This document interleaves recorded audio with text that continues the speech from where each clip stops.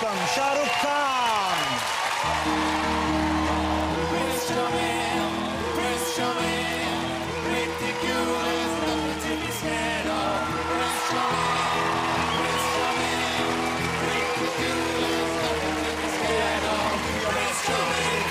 Shahrukh Khan. Thank you. There you go. Thank you. Shahrukh, great to have you here on the show. Thank you so much for joining. Thank you, Jonathan. Thank you the very much. bad Shah of Bollywood. King Khan, SRK, the Rookster. These are some of the nicknames, I believe. The what? The Rookster. Rookster.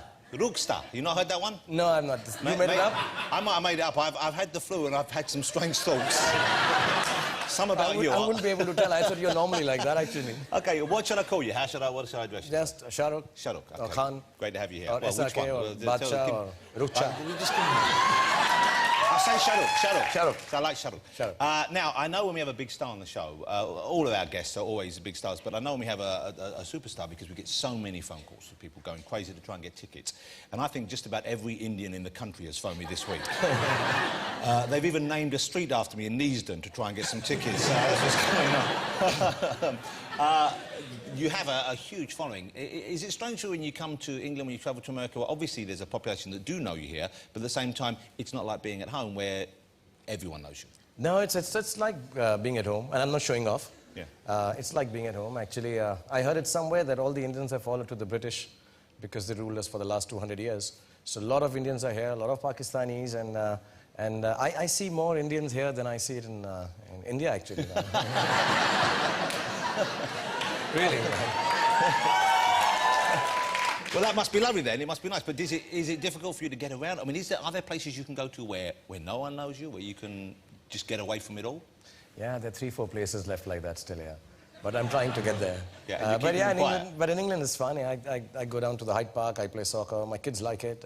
But it's only up to the Selfridges during the summer holidays in June, July. Yeah. Because then you have a lot of the Arab world there and a lot of Indians there and Asians, so I just hide behind, I don't go beyond Selfridges. I think, for me, now I'll be honest, to me, England is only up to Selfridges from Grosvenor Square. I haven't been beyond that part.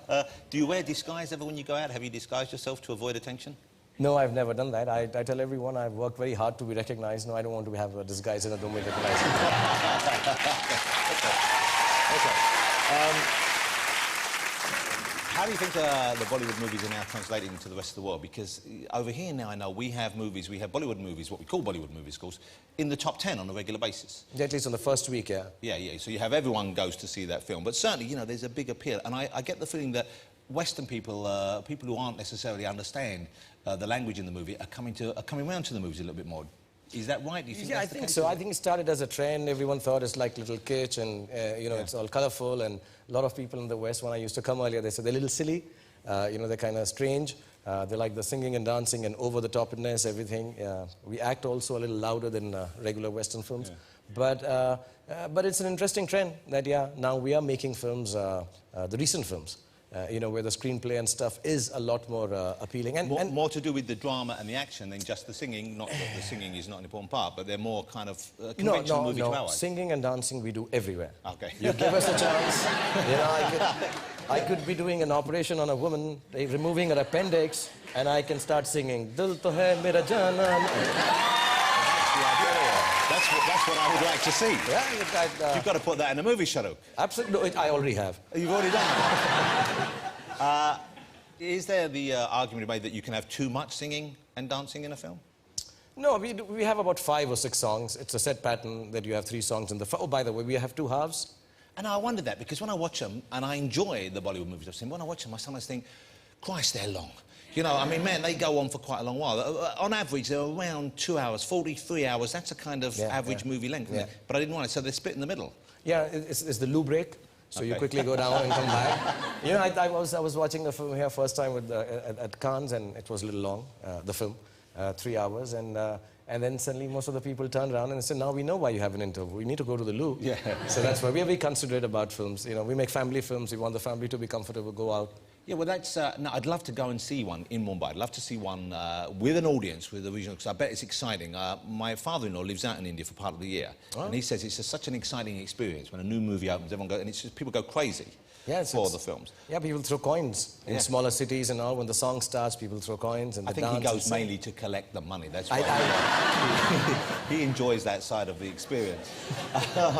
You know, you mentioned the family audience for the films, and one of the things you will notice if you haven't seen Bollywood movies, and I'm sure a lot of people here this evening have, but some might have, is that they're not anywhere near as explicit as our movies are. You don't see, there aren't sex scenes, for a start.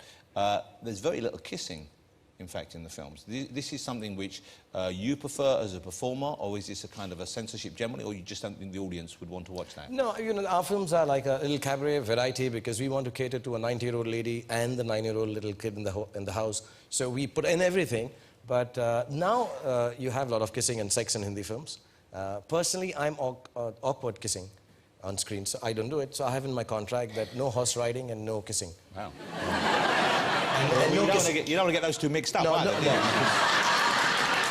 kissing the horse either. No. Yeah, it's like that, yeah. So. And we don't need to fill in the rest. So you don't... and why don't you like the kissing? You just feel awkward, or it's something you don't want your wife to see? What is it? No, I don't know. I feel a little awkward, you know. I don't know. Have you shot for a film? You should come and see. A lot of people in India, we are very disorganized, and we make a lot of noise, and there is no private moment on the set, and, you know, then you have to kiss. So not that I kiss like that, I'm just... Yeah, I was...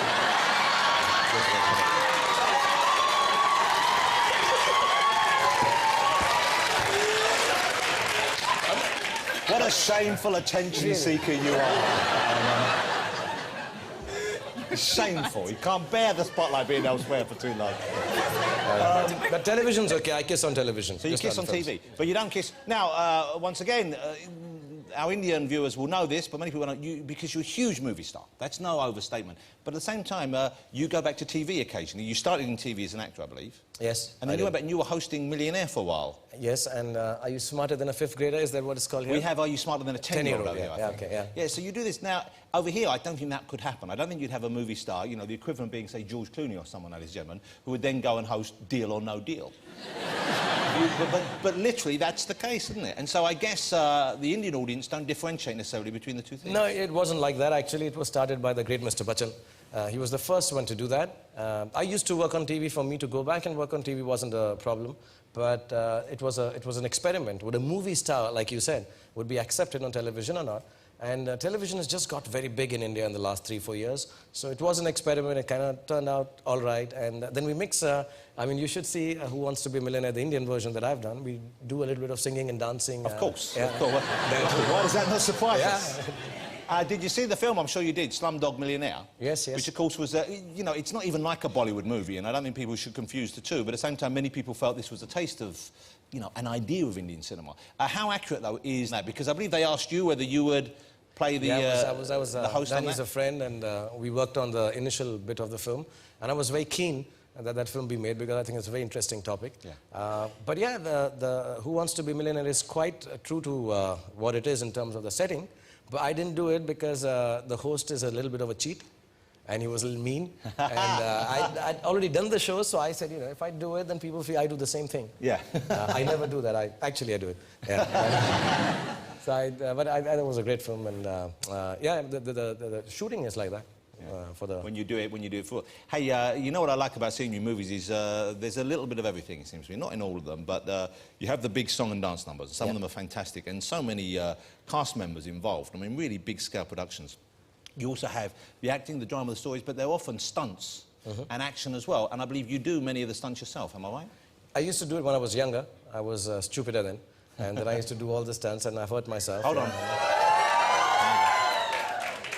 When was that, Shahrukh? When was that taken? That is Om Shanti Om, actually. Om Shanti Om? Yeah, and I'm very shy, actually. It doesn't... very few people know this, but in personal life, I'm very shy and reclusive and strange and weird and awkward. But really, I am, so... How does that work, then, being as well known as you are? Because I know, you know, certainly the movies are huge, but I imagine, and I know recently you've said a few things in India and about situations which have caused you a lot of publicity. How do you tally being kind of shy and wanting a quiet life with being that big a public figure? Yeah, it is difficult at times, and like the recent controversy that you're talking about, I didn't say much. I just said, you know, we are Indians and we should have We should welcome everyone with open arms into our country. We cannot become that, no, this country people can't come and that country people can't come. And yeah, it's been blown out of proportion. Now they're stopping my film.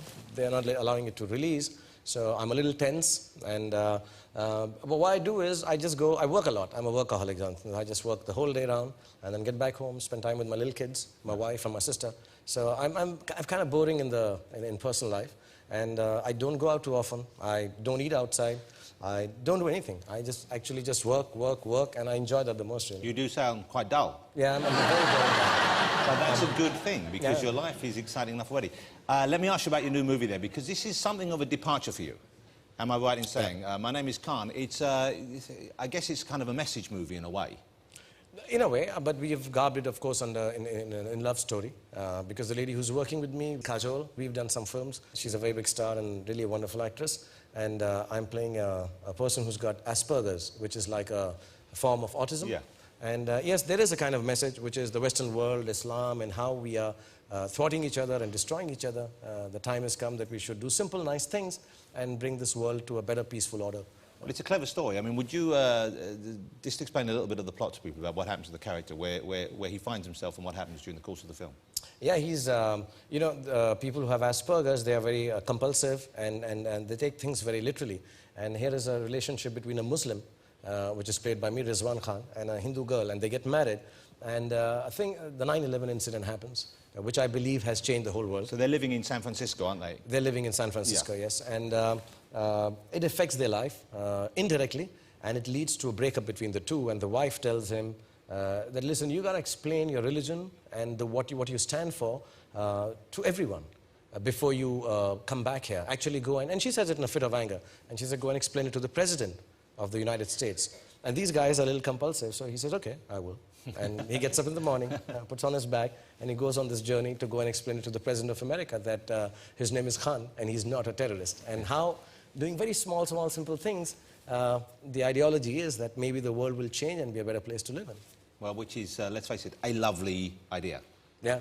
Let's hope so. I think it's a sweet let's have a idea. look. My name is Khan, and it opens here on the 11th of February. Thank you. Yeah, you must be very pleased. And it's interesting because you talk about the fact that the character is Muslim, he marries a woman who is Hindu, and that's your life as well, of course. Your wife is Hindu. That's my life, yeah. How does that work for you at home? How do you raise the kids? What do you do in terms of the faith issue at home with them? We've just confused the shit out of them, I think.